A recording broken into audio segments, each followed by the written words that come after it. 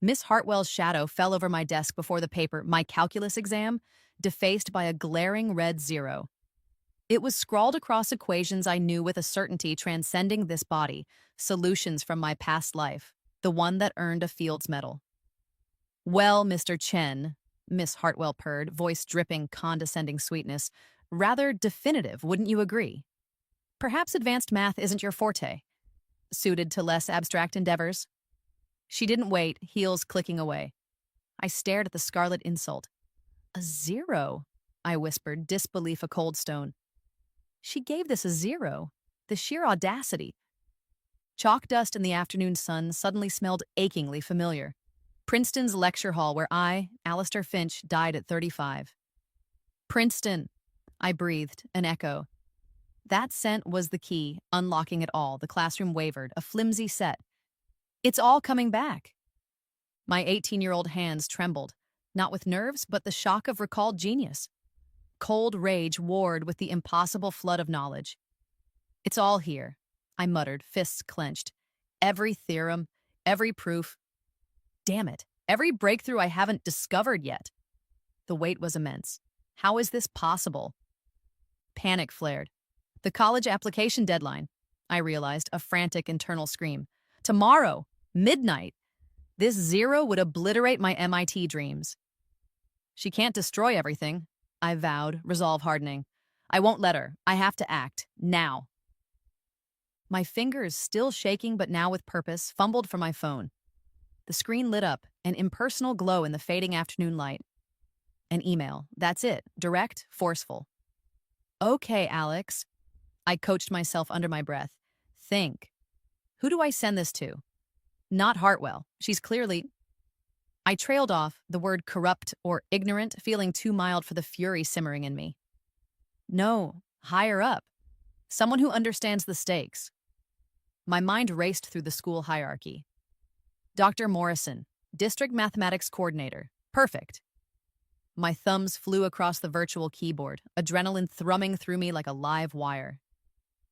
Subject line, I mumbled.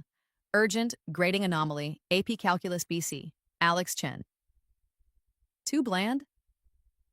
No, it has to be professional, at least at first.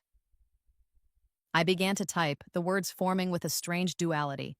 The desperate plea of an 18-year-old and the unshakable authority of a Fields medalist. Dear Dr. Morrison, I typed, then paused. What next? My teacher, Miss Hartwell, has made a grievous error that could jeopardize my future? I shook my head. Too accusatory. Need evidence. Undeniable evidence. My gaze fell upon the exam paper, the mocking zero. Then my eyes drifted to the scratch paper I'd submitted with it, pages filled not with tentative workings, but with fully formed, elegant proofs of theorems that, in this world, were still considered unsolved conjectures. The P versus NP problem's new angle, a concise proof for Goldbach's conjecture, and my notes on the Riemann hypothesis. I'd included them almost on a whim, a flex from a past life, never imagining they'd be met with such catastrophic incomprehension. Right, I whispered, a grim smile touching my lips. Let's give him something to really think about. I snapped photos of the scratch work, each image a ticking time bomb. Attaching them to the email, I continued drafting. I am writing to request an urgent review of my recent AP Calculus BC examination, graded by Miss Victoria Hartwell. While the examination itself contained standard calculus problems, the supplementary work I provided, which formed the basis of my solutions and was intended to demonstrate advanced understanding, appears to have been... What? Misunderstood? Ignored? I scoffed. Marked as entirely incorrect. My internal monologue was a frantic debate. Should I explain what these proofs are? Does Morrison even have the background to recognize them instantly? Probably not all of them, not without context. But the sheer audacity of submitting them, that should raise a flag. I continued typing. I believe a serious misunderstanding has occurred regarding the nature and validity of my solutions. For your immediate perusal, I have attached copies of this supplementary work. I am confident that a review by a qualified mathematician will clarify the situation. I reread it. Is it enough? Does it convey the urgency? The MIT deadline is a ticking clock in my head. 24 hours now, maybe less. I need to be clear about the implications of her zero, I thought, my fingers hovering over the keyboard. This grade, as it stands, will have a severely detrimental impact on my college applications, the deadline for which is tomorrow at midnight. I added that sentence, the words feeling like a lead weight. Okay, what else? I would appreciate an opportunity to discuss this with you at your earliest convenience. Perhaps even before the official transcripts are sent? Too desperate? No, it's a legitimate concern. I added it. This email, I muttered, hitting send with a decisive tap, is either going to save me or make things 1,000 times worse. But doing nothing? That's a guaranteed failure. The whoosh of the sent email was deafening in the sudden silence of my resolve. Now to wait, and hope Morrison isn't just another Hartwell. The email was gone, launched into the digital ether, carrying with it the photographic evidence of my scratch work. 3 theorems. Not just any theorems, but titans of the mathematical world, problems that had humbled geniuses for decades, some for centuries. The Goldbach conjecture proof was particularly neat, I mused, a flicker of Alistair Finch's academic pride momentarily warming the cold dread in my stomach. Alistair spent years refining that approach. To see it dismissed with a 0?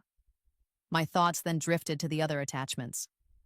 And the new perspectives on P versus NP. If Dr. Morrison has any real mathematical acumen, he won't just see elaborate high school scribbles. He can't.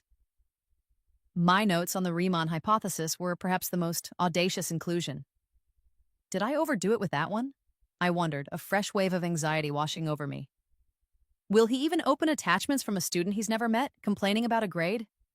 Will he think it's some elaborate hoax, or worse, plagiarism? The die was cast regardless. No going back now, Alex, I told myself sternly. You hit send. Now you deal with the fallout. My heart still hammered a frantic rhythm against my ribs, a mix of fear and a strange, exhilarating sense of inevitability. This isn't just about MIT anymore, is it? I acknowledged internally. This is about truth. My truth. Alistair's truth. The classroom was emptying, the chatter of departing students a dull roar in the background. Miss Hartwell was still at her desk, tidying papers, a picture of unruffled authority. Or so she thought. Right, I resolved, pushing myself up from my desk, the motion feeling strangely disconnected, as if I were watching myself from afar. Phase 2. I approached her desk just as the last few students trickled out, their curious, backward glances thankfully brief. Miss Hartwell looked up, her expression carefully neutral, but her eyes held that familiar flicker of disdain she reserved for me. Yes, Mr. Chen. Did you forget something? She asked, her tone suggesting I was an unwelcome interruption to her oh-so-important end-of-day routine. My dignity, perhaps? I thought, but bit back the sarcastic retort. This required a different approach. I took a steadying breath. Miss Hartwell? I began, my voice surprisingly even, betraying none of the turmoil inside. I think there's been a mistake with my grade on the calculus exam. I paused, letting the statement hang in the air. A significant one, actually. Her perfectly sculpted eyebrow arched. A mistake, Mr. Chen? She repeated, as if the concept were utterly foreign to her. I assure you, all papers are graded with the utmost care and according to a stringent rubric. I understand that's the intention, I continued, keeping my gaze locked on hers. However, given the nature of my solutions and their unconventional approach, I believe a second opinion might be warranted. Perhaps Dr. Morrison, the district's mathematics coordinator, should review this before my transcript officially goes out to colleges tomorrow? I let the name and the implicit challenge settle. I've already taken the liberty of forwarding him the relevant materials for his consideration. Her face, usually a mask of smug composure, did a fascinating series of contortions. For a fleeting second, something akin to shock, or perhaps even fear, widened her eyes and slackened her jaw. I saw the blood drain from her cheeks, leaving her skin a pasty, unhealthy white, as she processed my words and, more importantly, the name Dr. Morrison. I held up my phone, displaying the first page of my Riemann hypothesis notes. A dense tapestry of symbols and equations that would be indecipherable to a layman, but to a mathematician, even one as apparently inept as Hartwell, should have screamed of something far beyond a high schooler's capability. This, for example, I said, my voice quiet but firm, is part of what you marked as a zero. She stared at the screen, her pallor intensifying for another moment, before the mask slammed back into place. Her recovery was impressively quick, a testament to years of practice in maintaining her facade, I supposed. She drew herself up, her lips thinning into a severe line. Mathematical nonsense, Mr. Chen. She spat, her voice regaining its icy dismissiveness, though a slight tremor betrayed her inner agitation. Elaborate scribbles and gibberish won't change your zero. You clearly failed to understand the assigned problems.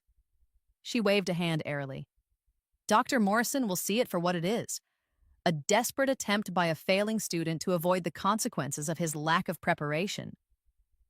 Is that what you truly believe this is? I asked, a genuine curiosity in my tone now. Just nonsense. 18 hours. That's all that remained until the MIT application portal sealed shut, taking my dreams with it if this zero stood.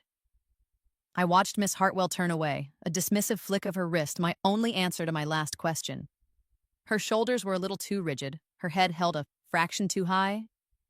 She's rattled, I realized with a grim certainty, but she's not broken, not yet. I could practically see the gears grinding in her head, the frantic calculations beginning. She knows what I sent Morrison isn't nonsense, I thought, a cold knot tightening in my gut. She might not understand it all, but she saw enough on that screen to be scared. And a scared person, especially one with something to hide, was a dangerous one. She's not going to just wait for Morrison's verdict, I concluded, my mind racing. She's going to try and discredit me. She has to. Her career, her reputation, whatever she's built this little kingdom on, depends on that zero being legitimate. The image of her smug face as she'd handed back my paper flashed in my mind. She'll try to paint me as a cheater, a plagiarist, a deluded fantasist. Anything to make my claims look absurd before Morrison even has a chance to seriously review the proofs. The fight, I understood with chilling clarity, had only just begun. And she has a head start. The 18 hours felt like a rapidly shrinking cage. My earlier confrontation with Miss Hartwell had left a bitter taste of apprehension, a certainty that she wouldn't remain idle. She's not just going to sit there and wait for Dr. Morrison to call, I'd muttered to myself as I paced my room later that afternoon, the walls feeling too close. She called my work nonsense to my face, but her eyes told a different story. She was scared. That fear wouldn't make her rational. It would make her dangerous. As evening descended, a gnawing unease pulled me back towards the school. It was a long shot, a wild hunch, but I couldn't shake the feeling that Hartwell might still be there, plotting. The main building was dark and silent, but a faint sliver of light emanated from the teacher's lounge window. Bingo, I breathed, my pulse quickening. The parking lot held only a few cars, one of them unmistakably hers.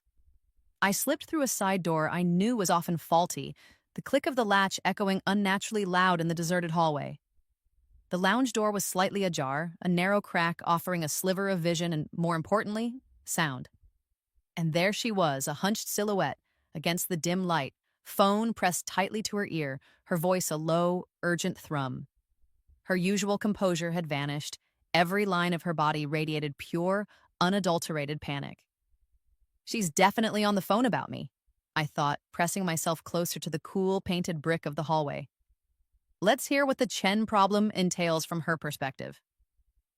Her words, sharp and laced with an almost hysterical edge, confirmed my suspicions immediately. No, you don't understand the gravity of this. It's not just some overachieving student challenging a grade. A pause, then her voice dropped further, becoming more conspiratorial, more desperate. He calls himself Alex Chen, but the work he submitted, some of it, it's almost identical to sections of the restricted Yamamoto papers from 2019. Yamamoto. The name echoed in my mind, Alistair Finch's portion of my brain immediately trying to place it. Yamamoto. Theoretical physics. Some crossover into pure mathematics? Wasn't there a rumor about a breakthrough that was suppressed or classified around then? My internal archivist was rusty on the gossip of a past life, but the name definitely rang alarm bells.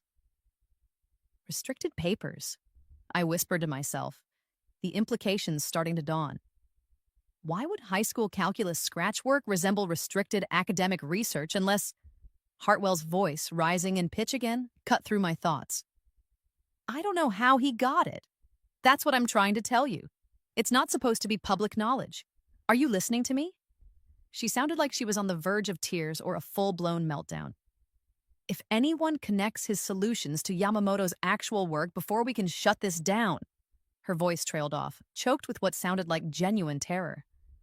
The Chen problem, I mused grimly, is apparently a much bigger problem than I thought. And apparently, it's your problem too, Miss Hartwell. You don't understand the full picture, she hissed into the phone, her voice a venomous whisper that still carried clearly to my hiding spot. It's not a matter of if it's similar. It's practically a reproduction. The kids somehow, miraculously or deviously, I don't care which, reproduced classified research. Do you have any idea what that means for us if this gets out? Us? The word snagged in my consciousness. Who was us? We have to discredit him, she continued, her voice hardening with a desperate resolve. Thoroughly, unequivocally, before anyone realizes what happened. Before anyone starts asking how a high school senior in my class could possibly generate material that mirrors work that only a handful of people in the world should even know exists. There was a longer pause. She was clearly getting an earful from the person on the other end. No. I know the official channels are slow, she interjected, frustration evident. We can't wait for a formal inquiry. By then, it'll be too late. His email to Morrison might not be a Fields medalist, but he's not an idiot. He'll recognize the sophistication, even if he doesn't know the source. He'll ask questions. And if he starts digging... She took a shaky breath. Look, just tell me, what's the protocol for academic fraud by a student when the material is sensitive? Can we claim he hacked something? Is there a precedent? There has to be a way to bury this, and him with it. The venom in her last words sent a chill down my spine. This wasn't just about protecting her job anymore. This was about a cover-up. The ancient coffee machine in the lounge chose that exact moment to emit a series of loud volcanic gurgles as it finished a brewing cycle. The sudden noise was a cannon shot in the silent hallway, and I flinched, certain she must have heard my sharp, involuntary intake of breath. But Hartwell was too engrossed in her panic. Or perhaps the gurgling was a common enough sound in that room. She didn't react. My heart, however, was now trying to beat its way out of my chest, not from fear of discovery, but from the sudden blinding flash of insight the gurgling had somehow triggered, a mental catalyst. Restricted Yamamoto papers from 2019. Her frantic need to discredit me before anyone realizes her PhD, which she always flaunted as being from a prestigious, if slightly obscure European university, completed around 2020 or 2021. The pieces slammed together in my mind with the force of a physical blow. Oh my God, I mouthed, the words soundless. It wasn't just that she didn't understand my proofs. She recognized elements of them, or at least they were terrifyingly familiar to her. The coffee machine gurgled again, a mocking punctuation mark to my revelation. She's been stealing unpublished mathematical research. The thought blazed across my consciousness. She used the restricted Yamamoto papers, or parts of them, in her graduate thesis. That's her dirty secret. That's why she's so terrified. My work doesn't just make her look incompetent. It threatens to expose her as a fraud, a plagiarist. The zero on my paper wasn't just a mark of ignorance. It was an act of self-preservation. My mind was a maelstrom. The MIT deadline, the injustice of the zero, even my own strange reincarnation. It all momentarily receded, dwarfed by the sheer, breathtaking audacity of Hartwell's academic crime. This wasn't just a high school teacher trying to cover up a grading mistake anymore. This was potentially career-ending, reputation-destroying plagiarism at the highest levels of academia. She built her entire career on stolen work, I realized, the cold fury from earlier returning with a vengeance. But this time it was sharper, more focused. And she was willing to destroy a student's future to protect her lies. I had to get out of there. Every second I lingered increased the risk of discovery, and I now had information far more valuable and dangerous than I'd initially bargained for.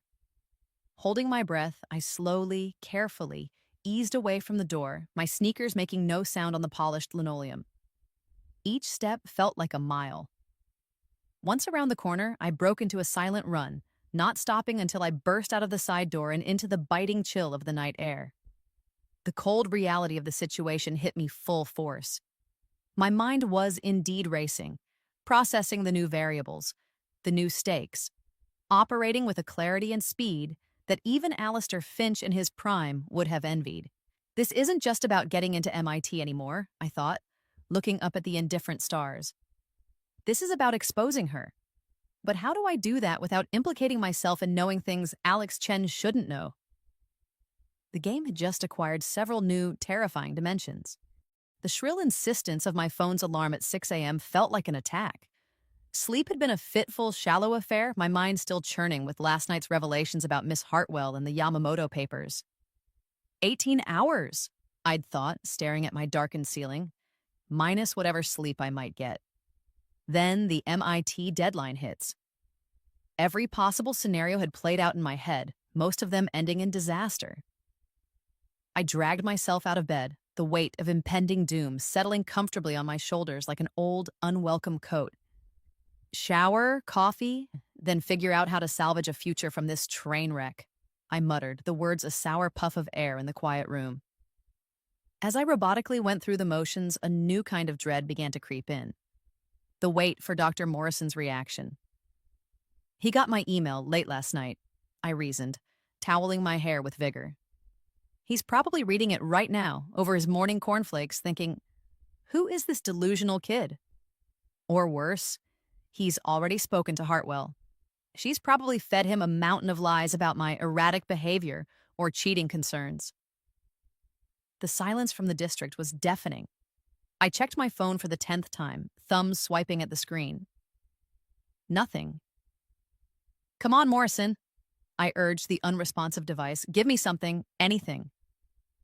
Just as I was about to concede defeat and head to school to face another day of Hartwell's icy glares, my inbox chimed. An email from j.morrison@schooldistrict.org. My breath hitched.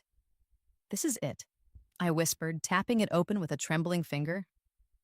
The subject line was innocuous, regarding your AP Calculus BC examination. My eyes scanned the opening pleasantries. Dear Mr. Chen, thank you for your email and the attached documents. Searching for the inevitable dismissal. Here it comes, I braced myself. While your enthusiasm is noted, Miss Hartwell's assessment stands. Something like that. But the next sentence made me blink. And blink again. He says, the materials you provided are quite extraordinary and raise questions that extend beyond a simple grading review. I read it aloud, the words feeling alien in my mouth. Extraordinary? Questions beyond a simple review? My heart began to thump, a hopeful, cautious rhythm. What does that mean? The email continued. Miss Hartwell did indeed contact me yesterday afternoon to express certain concerns regarding your conduct and the unusual nature of your submitted work following your discussion with her. Ah, there it is, I almost shouted, a bitter laugh escaping me. She tried to get ahead of it. Concerns regarding my conduct. That poisonous snake. I could picture Hartwell's carefully constructed narrative of the troubled, possibly cheating student. But Morrison's next lines completely derailed my expectations. However, given the advanced and frankly fascinating nature of the mathematical arguments presented in your attachments, I believe this situation warrants a more formal and expert evaluation. My eyes widened. Formal? Expert? I scrolled down, my gaze snagging on the crucial paragraph. Therefore, I have taken the liberty of arranging an ad hoc session with select members of the State Mathematics Review Board. They have expressed a keen interest in hearing from you directly. Would you be available to present your work to them tomorrow afternoon at 2 p.m. at the District Conference Center? I sank onto the edge of my bed, the phone nearly slipping from my grasp. The State Mathematics Review Board? I stammered, the words barely coherent. Present my work? Tomorrow? A hysterical giggle bubbled up. Miss Hartwell's desperate attempt to control the narrative, to paint me as a delusional nuisance or a cunning fraud to Dr. Morrison, had backfired. Spectacularly. She wanted him to bury me, I said to the empty room, a wide, disbelieving grin spreading across my face. Instead, he's handed me a microphone and aimed it at the entire state. Morrison, it seemed, wasn't the easily manipulated drone Hartwell had likely counted on. He was either a genuine academic with an eye for the exceptional, or he was savvy enough to recognize a potential powder keg and wanted expert eyes on it immediately. Perhaps both, I mused. He saw something in those proofs, something that made him pause Hartwell's smear campaign and think, wait a minute. The email detailed the board members, a university department head, a curriculum specialist with a PhD in number theory, even a retired cryptographer.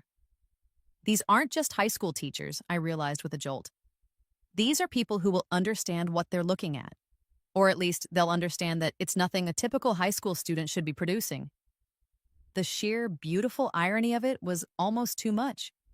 Hartwell had tried to extinguish a spark and had inadvertently fanned it into a potential inferno. She must be incandescent with rage right now, I thought with no small amount of satisfaction.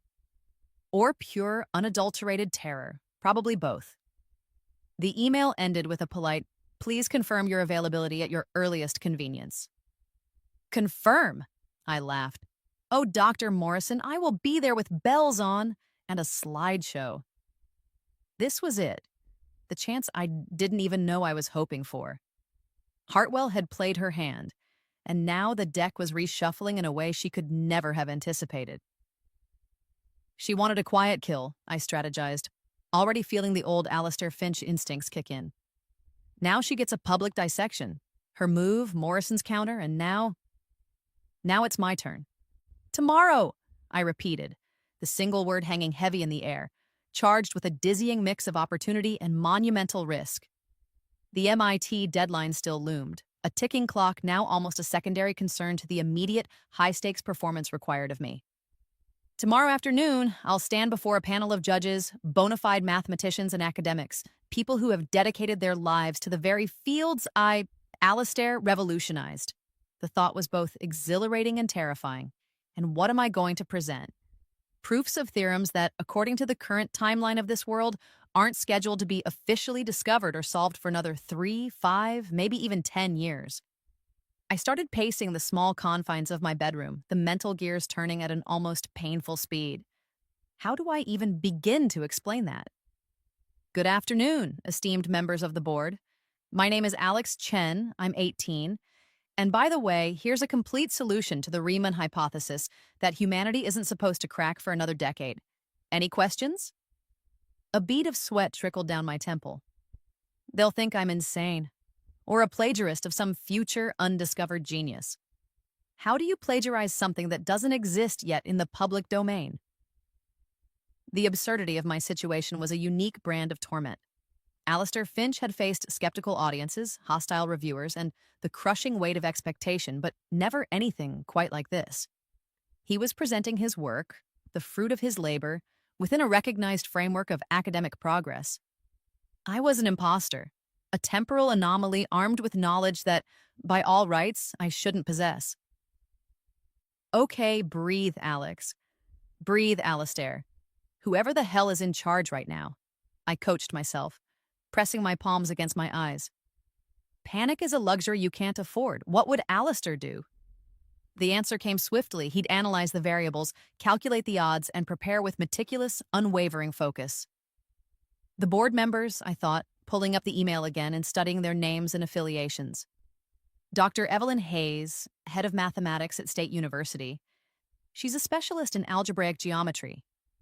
She'll recognize the sophistication of the P versus NP approach. Dr. Samuel Green, retired NSA. His interest in cryptography means he'll be looking for patterns, for unassailable logic. He won't be easily fooled by hand-waving. My mind raced, cataloging Alistair's vast repository of knowledge, cross-referencing it with the likely expertise of my judges. They won't just be looking at the what, They'll be dissecting the how, the methodology, the elegance of the proofs. And there lay my advantage and my biggest danger. The proofs were undeniably elegant, refined by a mind at its peak. Too refined for an 18-year-old? I worried. Will that be the giveaway? I had to frame it carefully. I can't claim it just came to me in a dream. I need a plausible narrative for Alex Chen, the gifted student, not Alistair Finch, the reincarnated laureate. Perhaps focus on the process, the journey of discovery, even if it's a fictionalized one for Alex. I can emphasize the supplementary work aspect, the exploratory calculations that led to these breakthroughs, rather than presenting them as definitive, final-form theorems that dropped from the sky. The key was confidence, but not arrogance. I need to project an image of youthful brilliance, of intuitive leaps, perhaps even a touch of naive genius that stumbled upon something extraordinary. It was a tightrope walk over a chasm of disbelief. But what choice do I have? I asked the empty room. Hartwell has already painted me as either a fool or a fraud. This is my only chance to redefine the narrative, to show them something so compelling they have to question her judgment, not just mine. The thought of her squirming, of her carefully constructed world beginning to crumble, was a powerful motivator. Yes, I decided, a hard glint in my eye. Tomorrow, they'll see mathematics they never expected, and hopefully they'll start asking the right questions about why it was buried under a zero. The initial wave of anxiety, the cold fear of the impossible situation I found myself in, began to recede, replaced by a familiar, electrifying current. It was the thrill of the intellectual arena, the adrenaline surge of high-stakes mathematical combat that Alistair Finch had lived for. This isn't a defense hearing, I realized with a sudden, clarifying surge of energy. This is an ambush, my ambush. Panic was a fog. This feeling was a sharpened spear. My objective wasn't merely to save my grade or secure my spot at MIT, though those were still vital. No, the scope of the operation had just expanded considerably. This is my chance, I declared to my reflection in the darkened computer screen, to expose Hartwell, to show them not just that she was wrong, but how profoundly, how inexplicably wrong she was. I powered on my laptop, the soft whir of the fan, a comforting sound. She tried to silence genius with a mark of ignorance. Now that genius will speak, and it will be loud. My fingers flew across the keyboard, creating a new file. state_board_presentation_final.pptx. My mind was already several steps ahead, envisioning the slides, the flow of arguments, the precise points where I would pause for effect, the subtle barbs I would aim at a system that allowed such incompetence, such potential fraud, to flourish. I won't just present the theorems, I strategized, a predatory gleam in my eye. I'll frame their presentation. I'll talk about the joy of discovery, the pursuit of knowledge, the things a true educator should foster, not extinguish. Slide 1, title, Explorations in Advanced Calculus, A Student's Journey. Humble, non-threatening, I muttered, already typing. Slide 2, a brief, very brief, acknowledgement of Miss Hartwell's class as the springboard for these independent investigations. A little jab, veiled in politeness. I could almost taste the delicious irony. My focus narrowed, the room around me disappearing as Alistair's formidable intellect took the helm. The Yamamoto papers, Hartwell's terrified phone call, her clear plagiarism, these were aces up my sleeve, cards I had to play with extreme care. I can't directly accuse her of stealing Yamamoto's work in this presentation, I reasoned. Not without revealing how I know about restricted papers. That's too dangerous, too unbelievable for Alex Chen. But I could lay the groundwork. I could present my findings. Alistair's findings, with such clarity and irrefutable proof that any subsequent investigation into Hartwell's own suspiciously similar research would inevitably lead to her exposure. My presentation itself will be the catalyst, I thought. The theorems themselves, when recognized by the board for what they are, groundbreaking and years ahead of their time, will raise the question, how could any competent educator not see their value? How could they be dismissed as a zero? The beauty of it was that the mathematics itself would be my primary weapon. No need for overt accusations from me, not yet. The truth has its own voice, especially in mathematics.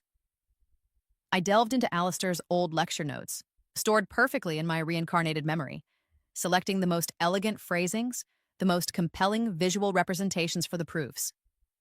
The Goldbach proof needs that animated sequence showing the prime pairings, I decided. For P versus NP, I'll use the tiered complexity diagrams Alistair perfected. Hours melted away. The sun climbed higher in the sky, unnoticed. My coffee grew cold, untouched. I was no longer Alex Chen, panicked teenager. I was Alistair Finch, the maestro, preparing for a command performance. "Tomorrow, Miss Hartwell," I whispered to the glowing screen, a grim smile playing on my lips. "The lecture begins. And you, dear teacher, will be front and center for the lesson." The decision solidified around 4 a.m., fueled by lukewarm coffee and the gnawing certainty that the state board presentation, while a significant opportunity, wasn't enough. Miss Hartwell was desperate, and desperate people took desperate, unpredictable measures. She could try to discredit the material itself, I reasoned, staring at the complex equations Alistair Finch had painstakingly developed, now forming the core of my upcoming presentation. She could claim it's a sophisticated hoax, a fluke, something I couldn't possibly reproduce or truly understand, especially if she tries to muddy the waters before the hearing.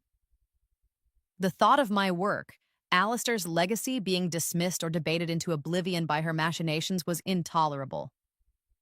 "No," I resolved, a new, steely determination hardening my gaze. "This needs to be bigger than a committee room. This needs to be undeniable, time-stamped, and public. Globally public." There was only one place for that, the Mathematics Archive. The pre-print server was the lifeblood of the academic mathematics community, the place where research was shared, debated, and validated before formal publication. If I upload Alistair's complete portfolio, I thought, my heart beginning to hammer with a new kind of nervous energy, it's out there, irrevocably, judged not by one teacher or even one board, but by the entire world of mathematics. I logged into the archive, my fingers surprisingly steady. One by one, I began to upload the papers, 37 of them, a lifetime's work meticulously organized by a mind that no longer technically existed. Each one represented a significant breakthrough, a paradigm shift. The theory of harmonic manifolds, solvability of polynomial systems, quantum entanglement metrics. The titles alone, I knew, would cause ripples. Collectively, I whispered to the silent room as the final upload completed at precisely 6 a.m. They will revolutionize at least 3 fields of study. Let them call this mathematical nonsense. It was done. My second strike, far more potent than the first, was launched. "Now," I murmured, leaning back, a profound exhaustion mixing with a wild, almost reckless sense of triumph. "Let the world react." I must have drifted off at my desk because the next thing I knew, a hand was shaking my shoulder.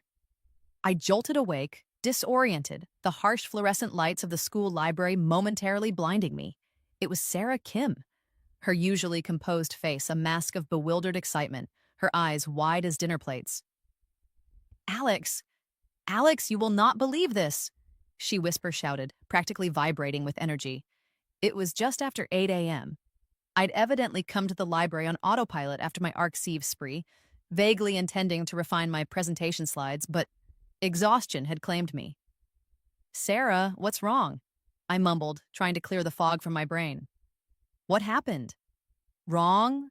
Nothing's wrong. Everything's insane." She thrust her phone into my face. "MIT just called the principal's office, like the Massachusetts Institute of Technology."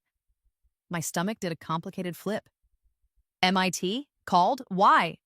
Had Hartwell somehow already escalated things to them? Unlikely. "They're asking about you, Alex," Sarah continued, her voice a torrent of barely contained squeals. "They said your online submissions have caused a major stir. They said, oh my God, Alex, they said they're flying one of their top mathematics professors here today to meet with you." I stared at her, speechless. Flying someone here? Today? The argv upload. It had to be. "But it's only been a couple of hours," I stammered. "How could they even—" "I don't know," Sarah exclaimed, grabbing my arm. But Mr. Henderson, the principal, he looked like he'd seen a ghost. He told me to find you immediately. Said you have a meeting with a leading specialist from MIT this afternoon. This was moving faster than I could have ever imagined. The state board presentation suddenly felt like a quaint local talent show. MIT wasn't waiting, they were coming. A leading specialist, I echoed, my mind reeling. Not just a recruiter, someone who can actually vet my work on the spot. The implications were staggering. Sarah finally paused, her initial excitement giving way to a more concerned scrutiny of my Yavno exhausted state. Alex, are you okay? You look like you haven't slept in days. And what submissions are they talking about? What did you do? Her voice softened, genuine worry lacing her tone. I looked at her, my ally, the one person in this school who had consistently shown me kindness and believed in my abilities, even when I was just smart Alex and not reincarnated Fields medalist Alex. She deserved more than a half-truth. The weight of the secret, of Hartwell's plagiarism, of the Yamamoto papers was immense. Keeping it all bottled up was becoming unbearable. Sarah, I began, my voice low and heavy, leaning in so only she could hear. It's complicated, but Miss Hartwell? I took a deep breath. Miss Hartwell has been stealing from unpublished academic journals. Her entire career, her PhD, I think it's all built on mathematical plagiarism. The words hung in the air between us, a shocking, almost unbelievable accusation. Sarah's eyes widened even further, if that were possible. What? She whispered, her brow furrowing in disbelief. Stealing? Plagiarism? Alex, that's an incredibly serious thing to say. Miss Hartwell, are you sure? I saw things, heard things, I said, deliberately vague, not wanting to reveal the full extent of my nocturnal eavesdropping or my anachronistic knowledge. I have reasons to believe her entire doctoral thesis is fraudulent. That's why she gave me a 0, Sarah. My work? It must have looked too similar to what she stole. She panicked. I watched her try to process this, the cogs turning behind her intelligent eyes. She knew I was brilliant at math, but this was a different league of accusation. This wasn't about a misgraded test. This was about profound academic deceit. But how could you possibly know that, Alex? Sarah finally asked, her voice a mixture of skepticism and a dawning horror. The question I had been dreading and expecting. That implies you'd have to know about specific unpublished journals, about her thesis research. How? Before I could even attempt to formulate a convincing non-reincarnation-based answer, her phone, still clutched in her hand, buzzed violently, a series of rapid-fire notifications lighting up its screen. She glanced down, her expression shifting from questioning concern to utter, slack-jawed astonishment. Whoa, she breathed, scrolling through the alerts. Alex? What is this? She turned the screen towards me. News alerts. From major science publications, tech blogs, even a few mainstream news aggregators. Headlines blazed across the screen. Teen math prodigy rocks academia with groundbreaking ArgSiv submissions. Unprecedented portfolio by high school senior challenges established mathematical theories. 37 bombshell papers. Is Alex Chen the next Einstein? My picture, a slightly dorky school photo, was plastered next to several of them. My ArgSiv uploads hadn't just caused ripples.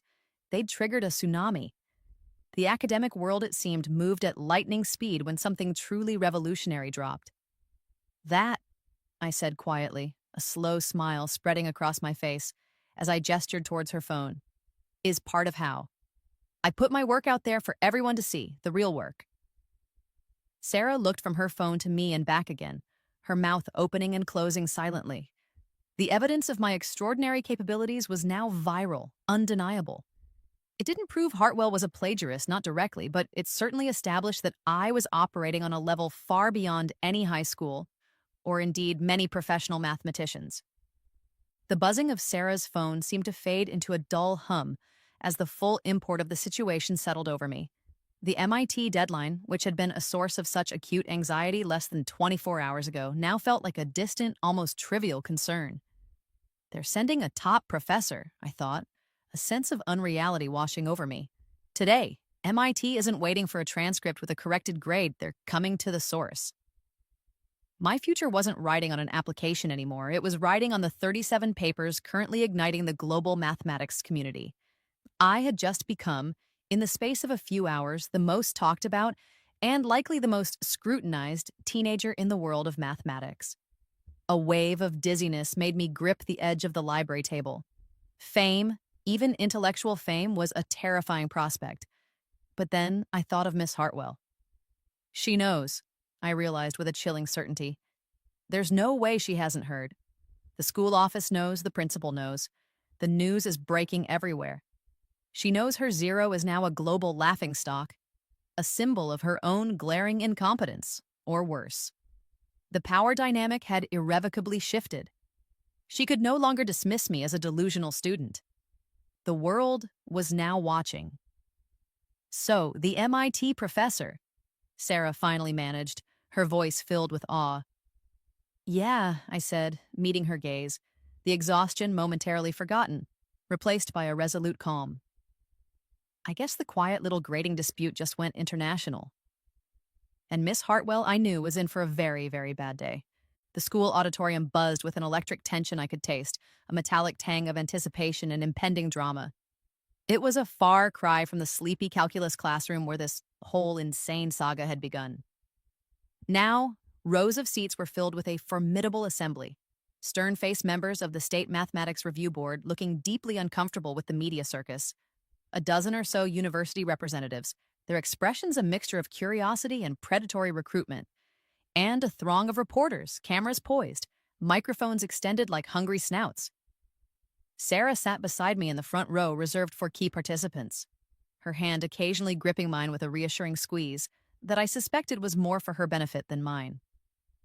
Dr. Morrison paced nervously near the side stage, occasionally dabbing his brow with a handkerchief, clearly regretting the whirlwind he'd unleashed, and in a prominent seat, exuding an aura of calm, intense scrutiny, sat the distinguished professor from MIT, the one they'd flown in specially. Her gaze, when it briefly met mine, was unreadable but sharp, missing nothing. Then a hush fell as Miss Hartwell, flanked by the school principal who looked like he'd rather be anywhere else, walked stiffly towards the podium. She arranged her notes with hands that trembled almost imperceptibly, her face a carefully constructed mask of beleaguered integrity. "Showtime," I murmured under my breath, my own heart a steady, purposeful drum. I had my laptop ready, its contents a ticking bomb. She gets the first volley, I thought, remembering my earlier resolve. Let's see how she chooses to immolate herself. Miss Hartwell cleared her throat, the sound unnaturally loud in the sudden silence. "Members of the board, representatives, esteemed guests, members of the press," she began, her voice strained but attempting a tone of grave authority. "We are gathered today under unusual circumstances. Circumstances brought about by what I can only describe as a deeply troubling case of academic dishonesty." A murmur rippled through the reporters. My eyes met Sarah's. She gave a minute shake of her head, her expression one of disgust. "The student in question, Alex Chen," Hartwell continued, her gaze flicking towards me with theatrical solemnity, "submitted work of such an advanced nature that it initially perplexed us. Understatement of the century. However, upon closer investigation, and with information that has recently come to my attention, it has become clear." She paused for dramatic effect. "Alex Chen has somehow gained access to restricted, highly confidential academic materials." Gasps now, louder this time. The reporters leaned in.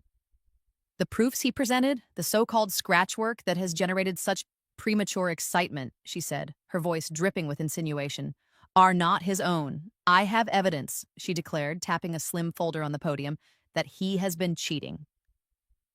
Systematically, that he has illicitly obtained and presented complex research belonging to established academics as his own original thought." Her eyes, cold and reptilian, locked onto mine. "This is not a case of genius, but of grand deception." "Restricted materials?" I thought, a slow, predatory smile touching my lips, though outwardly I remained impassive. "Oh, Victoria, you've just handed me the loaded gun, haven't you?" Before the principal or Dr. Morrison could intervene, Before the board could even formulate a question, I stood up, my laptop in hand. The sudden movement drew all eyes to me. "Miss Hartwell?" I called out, my voice clear and steady, cutting through the charged atmosphere. I walked purposefully towards the spare projector cable I'd spotted earlier, connecting my laptop with a decisive click. "That's a very serious accusation. And you mention restricted academic materials and established academics." My image, a mirror of my laptop screen, flickered onto the large display behind the podium, momentarily showing my neatly organized desktop. "Since we're discussing the provenance of advanced mathematical work," I continued, my fingers flying across the trackpad, opening two specific PDF files. "Would you perhaps like to explain to the board and to everyone else present how your own doctoral thesis, submitted in 2020, I highlighted the date on one document, contains entire sections, including proofs and theoretical frameworks that are virtually identical to Dr. Akira Yamamoto's unpublished research monograph dated May 2019. A collective intake of breath swept through the auditorium. Miss Hartwell, who had been watching my approach with a mixture of fury and apprehension, froze. The name Yamamoto and the dates had clearly struck a nerve, a very raw, very exposed nerve. Her carefully constructed composure began to visibly fray at the edges. "What? What are you talking about?" she stammered, her voice losing its earlier conviction. That's outrageous, preposterous." "Is it, Miss Hartwell?" I asked calmly, my voice resonating with an authority that belied my 18 years. With a final click, the two documents were displayed side by side on the massive screen behind her. Her thesis on the left, what I presented as excerpts from a known, unpublished 2019 monograph by Dr. Yamamoto on the right. I had, of course, meticulously recreated Alistair's memory of Yamamoto's key work, a gamble that it was distinct enough from anything publicly available to be shocking. Paragraph after paragraph, equation after equation, highlighted in damning red, marched in perfect, undeniable synchronicity across both documents. The silence in the auditorium was absolute, save for the frantic clicking of cameras. "As you can see," I narrated, my tone coolly academic, "the structural similarities are striking. The terminology, the unique methodological approaches, even specific turns of phrase, and the sequencing of proofs are mirrored. One might almost call it a direct translation, or perhaps a very faithful reproduction." Miss Hartwell's face, projected in ghastly magnification on smaller screens for the overflow crowd, seemed to visibly crumble. The blood drained from it, leaving behind a waxy yellowish pallor. Her eyes darted wildly from the screen to me, then to the stunned faces of the board members, then back to the damning evidence. The carefully constructed mask of the dedicated educator, the rigorous academic, shattered into a million pieces, revealing the terrified fraud beneath. The plagiarism was undeniable, starkly displayed for the world to see. "You stole it," I stated, the words cutting through the silence, not with anger, but with a quiet, firm finality. "You stole Dr. Yamamoto's unpublished research. You built your doctorate, your academic standing, your entire career as a mathematics expert on the intellectual property of another." I turned to face the audience, my voice rising slightly to carry through the auditorium.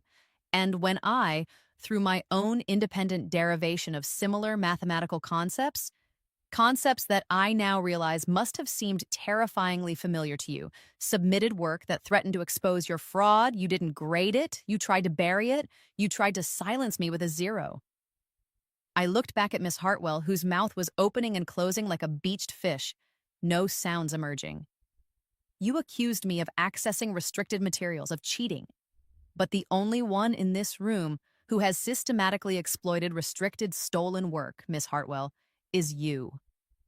The accusation hung in the air, heavy and irrefutable. Sarah was openly crying now, tears of relief and vindication. Dr. Morrison looked horrified, his gaze fixed on Hartwell with dawning comprehension and disgust. The reporters were in a frenzy, a low roar of questions beginning to build.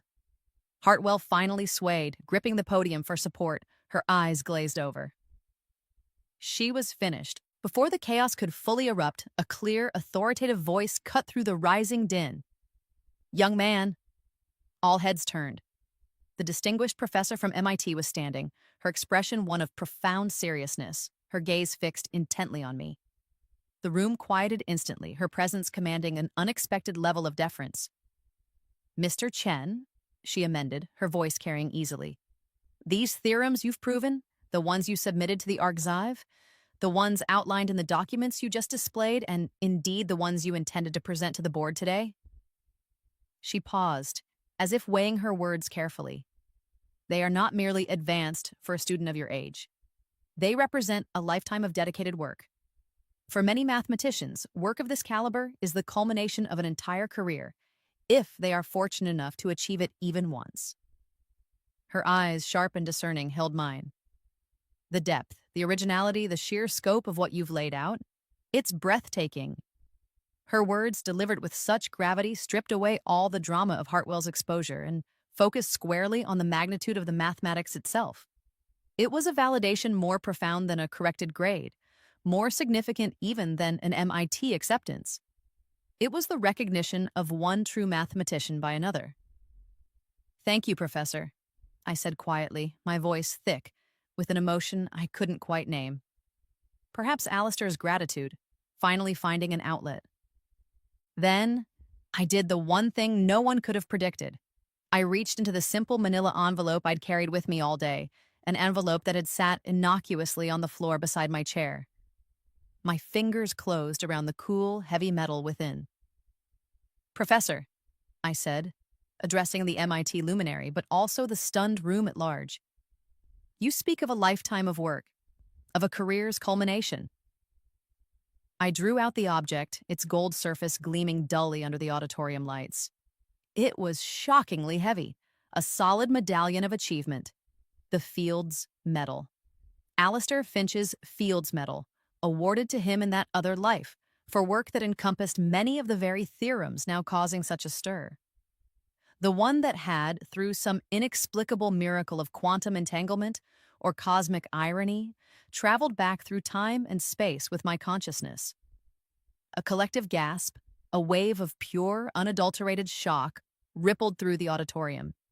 Even the unflappable MIT professor's eyes widened, her professional composure momentarily breaking. "This," I said, my voice resonating with a quiet power that seemed to fill the vast space, holding the medal aloft for all to see, "is what such a lifetime of work can achieve." I walked towards her, extending the medal. "I already earned this once." "I already earned this once," I told the stunned auditorium, my voice carrying in the profound silence that had fallen.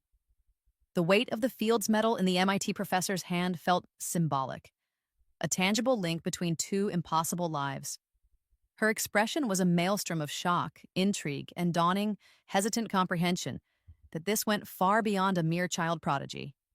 Cameras flashed relentlessly, but it felt distant, unreal. "What does he mean by that?" a reporter whispered loudly nearby. A sentiment echoed in the confused murmurs rippling through the crowd. "Is that medal even real?" another hissed. "He said earned it once? What kind of statement is that?"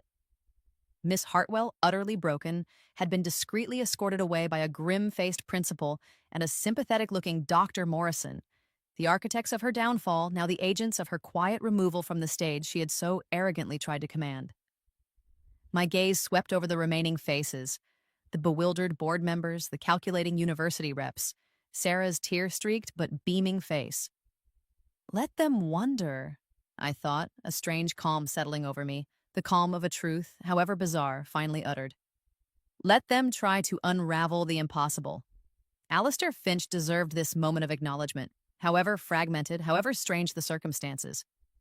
His work, his legacy, it's finally seeing the light of day again, and not as stolen whispers in a plagiarist's thesis. The weight of the world, or rather 2 worlds, seemed to lift ever so slightly from my 18-year-old shoulders. The fight for a grade was over. The fight for Alistair's truth and my own future had just taken a very public, very irreversible turn. 6 months later, the Boston wind whipped around me as I hurried across MIT's Killian Court, a stack of advanced topology textbooks clutched to my chest. The world had, to put it mildly, gone insane for a while. The teen Fields medalist headlines had eventually faded, replaced by more sober, and often wildly speculative, academic analyses of my Arxiv papers. Miss Hartwell, I'd heard through the grapevine, was facing a barrage of academic fraud charges and a full investigation into her doctorate, her career in ruins, just as she deserved. Dr. Morrison had personally called to apologize for the district's initial handling of the matter, a call I'd accepted with polite, if cool, acknowledgement. And I, Alex Chen, was now officially the youngest person ever admitted to MIT's graduate mathematics program. Still feels like a dream, I'd confessed to Sarah during one of our weekly video calls. She had just laughed. Alex, you literally rewrote modern mathematics before you could legally vote. MIT's the one dreaming they snagged you. Today, she'd been particularly amused by some new campus gossip about my uncanny ability to solve problems professors had been stuck on for weeks. Seriously, Alex, she'd joked, her voice crackling slightly over the connection. Next time you have a premonition about a global academic meltdown, or, I don't know, the precise trajectory of a falling asteroid, give a girl a heads up, okay? You must be psychic. What are next week's lottery numbers? Oh, wise one? I'd chuckled, playing along. If only it were that simple, Sarah, I thought, a wry smile on my face as I recalled the conversation. Try reincarnated with the complete works and lingering trauma of a prematurely deceased mathematical genius. Doesn't quite roll off the tongue as easily as psychic, does it? Her innocent joke, however, was uncomfortably close to a truth far stranger than she could ever imagine. The theorems, the solutions that had catapulted me into this new life, were now common knowledge, or at least common discussion points in rarefied academic circles. They were Alex Chen's startling breakthroughs. But as I delved deeper into the familiar embrace of advanced research at MIT, Alistair Finch's mind reasserting its intellectual dominance within me, a more profound and unsettling question began to surface, casting a long shadow over my newfound peace. The mathematics was just the beginning, wasn't it, Alistair? I found myself thinking late one night, staring out my dorm window at the glittering Boston skyline. You were working on so much more. The real question wasn't how I, Alex Chen, knew the theorems. The world had, for the most part, grudgingly accepted the unexplained prodigy narrative, a convenient label for the inexplicable. No, the real question, the one that kept me awake long after my classmates were asleep, was what other knowledge I had brought back from my first life. Alistair Finch hadn't just been a pure mathematician. His later years had seen him veer into theoretical physics, into artificial intelligence, even into areas of research so esoteric and potentially disruptive that he'd kept them under wraps, shared only with a very select, very discreet circle of colleagues. And what about your death, Alistair? I mused, the old official story replaying in my mind. Princeton University reported it as a tragic lab accident. A sudden, localized chemical explosion in an auxiliary research wing late at night. You were supposed to be the only one there. But the details, recalled now with Alistair's own crystal-clear memory, felt wrong, inconsistent. Was it really an accident? I whispered to the unhearing city.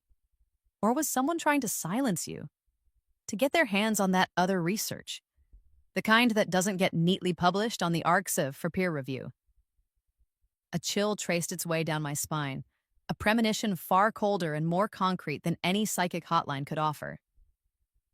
I got a second chance at life, a fresh start in a young body, armed with the intellect and experiences of a genius. But it was becoming terrifyingly clear that this second chance came with strings attached. The heavy burden of Alistair's complete legacy, his dangerous secrets, and quite possibly his unfinished business with enemies I didn't yet know. Am I just Alex Chen, MIT prodigy? I wondered, the reflection in the dark glass showing a young man with old, haunted eyes. Or am I Alistair Finch, resurrected to complete a mission he never finished, to protect knowledge that certain people might kill to obtain or to suppress? The answer, I suspected, was far more complex and perilous than I was prepared for. Some discoveries, some truths, are powerful enough to reshape the world, and some people, shadowy and ruthless, would undoubtedly do anything to control that power or to extinguish the source. My mind went back to the Fields Medal, now tucked away securely. A symbol of past achievement, yes, but perhaps also a reminder of the stakes. Some secrets, I thought, a grim resolve hardening within me as I turned from the window, the path ahead dark and uncertain, are worth dying for. The real question now, the one that would define this second existence, was terrifyingly simple. Am I prepared to be the one to protect them, even if it means risking it all over again?